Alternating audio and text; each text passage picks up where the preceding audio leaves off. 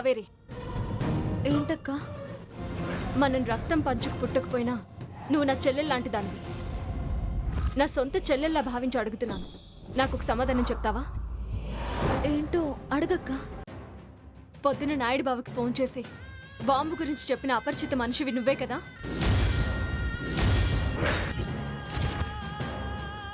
చెప్పు కావేరి, ఆ మనిషివి నువ్వా కాదా? నేను కాదని అబద్ధం చెప్పి తప్పించుకోలేవు. నాకు నిజం తెలిసింది.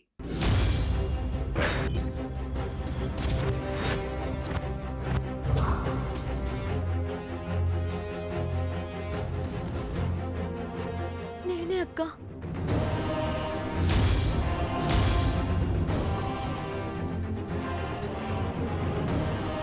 బాంబు గురించి నీకెలా తెలిసింది?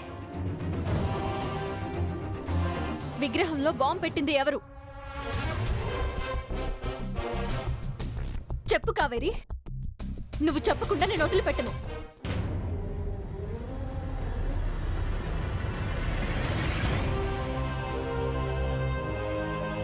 అక్క, నన్ను క్షమించక్క, నన్ను క్షమించు. నాయుడు బాబుకు ఫోన్ చేసి చెప్పింది నేనే.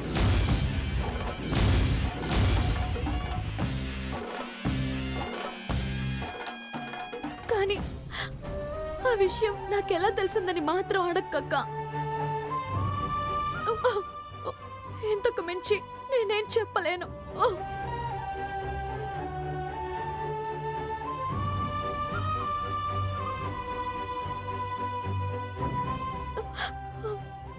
నీకు తెలిసి కూడా చెప్పకపోతే నువ్వు కూడా దోషివవుతావు. అక్క, నన్ను తిట్టు కొట్టు, ఒక అక్కగా నీకు హక్కు ఉంది. నువ్వు నా కాపురం నిలబెడతానని చెప్పావు. నాయుడు బావను నన్ను కలుపుతానని చెప్పావు. ఒక అక్కగా నాకు అండగా నిలబడతానని చెప్పావు. అందుకే నిన్ను కాపాడాలనిపించిందక్క. నీ మంచితనాన్ని, ఏ పాపం ఎరుగని స్నేహాన్ని రక్షించాలనిపించింది.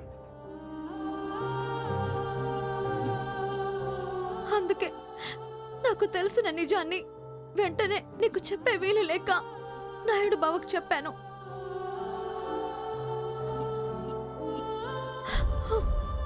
ఇంతకు మించి నన్నేం అడగద్దక్క. నేను చెప్పలేను. నాయుడు బావకి చూపు పోయింది. ఆ విషయం తెలుసు కదా నీకు? నీ అదృష్టం బాగుండి తన ప్రాణాలు నిలబడ్డాయి. నాయుడు బావ ఆ స్థితికి రావడానికి కారణం ఎవరో బయటికి రావాలా వద్దా? వాళ్ళకి శిక్ష పడాలా వద్దా?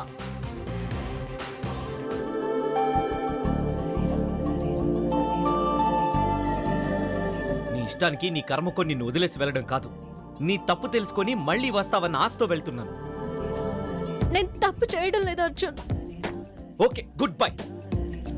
హృదయం ఓర్చుకోలేనిది గాయం, ఇకపై తలచుకోరానిది నిజం.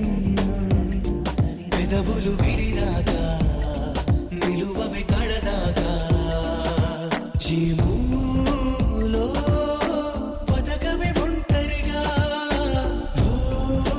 లో ముగిసే మౌనంగా.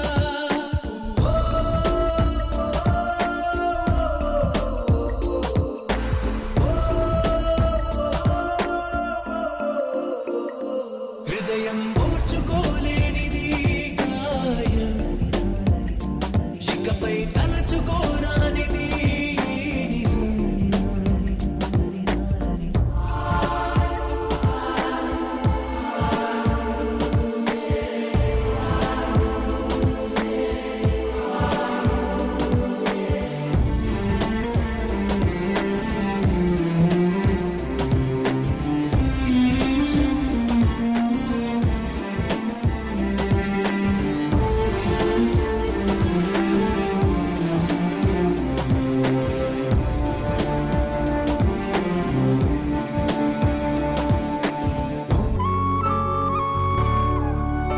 అక్క,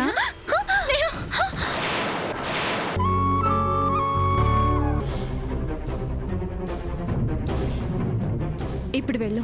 హలలో కల్లో చెగరకు అన్నావే తేలని మైకల్లో పడకని ఆపవే చితరుల చిరునవ్వుల్లో నన్ను వెలిగించావే ప్రేమ మరి నా కను పాపల్లో నన్ను పై నిలిచావే మా అక్క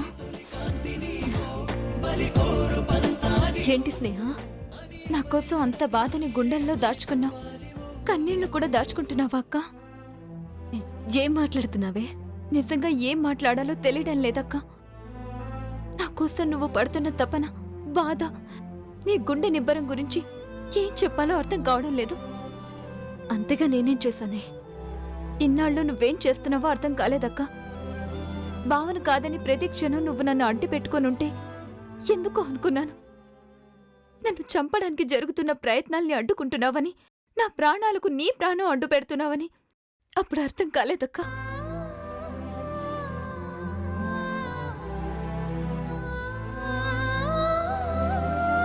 ఈ 4 రోజుల్లో నువ్వు నన్ను ఎన్నిసార్లు కాపాడావో తలుచుకుంటుంటే ఒళ్ళు కగ్గురుపాటు వస్తుంది. చావు నా దాకా రాకుండా నువ్వెంత సాహసం చేశావో తలుచుకుంటేనే ఏదోలా ఉందక్క. అదేం లేదే. కంటిని కనురెప్ప ఎలా కాస్తుందో కనుపాపకు తెలుస్తుందక్క. అమ్మ గర్భంలో నేనెంత క్షేమంగా ఉన్నానో ఈ 4 రోజులు నీ సమక్షంలో అంత భద్రంగా ఉన్నాను. నేను స్నానం చేస్తున్నా, అన్నం తింటున్నా, ఆఖరికి నిద్రపోతున్నా నువ్వు మేలుకొని రెప్ప వాలకుండా నన్ను కాపలా కాశావు. యముడికి ఎదురెళ్లిన ఆ సతీ సావిత్రిలా మృత్యు ముంగిట నాకు అడ్డుగా నిలిచావు. నీ రుణం ఎలా తీర్చుకోనక్క? రుణమేంటి? నువ్వు నా చెల్లెలివి. ఇది రుణానుబంధం కాదు, రక్త సంబంధం. నీతో రక్తం పంచుకున్న నేను నీ కష్టాలు పంచుకోకపోతే నీ తోబుట్టువుగా ఉపయోగమేముందే? నువ్వు నా అక్కగా పుట్టడం నా అదృష్టం అక్క, నా వరం.